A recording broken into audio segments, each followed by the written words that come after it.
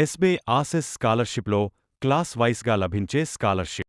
Selection process వచ్చేసి academic year performance and finance and background చూసి interview చేసి వీళ్లు తీసుకుంటారు. ఇంటర్వ్యూలో మన అకాడమిక్కు సంబంధించిన క్వశ్చన్స్ ఉంటాయి. ఈ స్కాలర్షిప్ని school students, college students apply చేసుకోవచ్చు. క్లాస్ 6 to 12 చదువుతున్న విద్యార్థులు ఎలిజిబిలిటీ ఉంటారు. ప్రీవియస్ ఇయర్ యొక్క పర్సంటేజ్ 75% ఉండాలి. Parents income 3 lakhsకి మించకూడదు.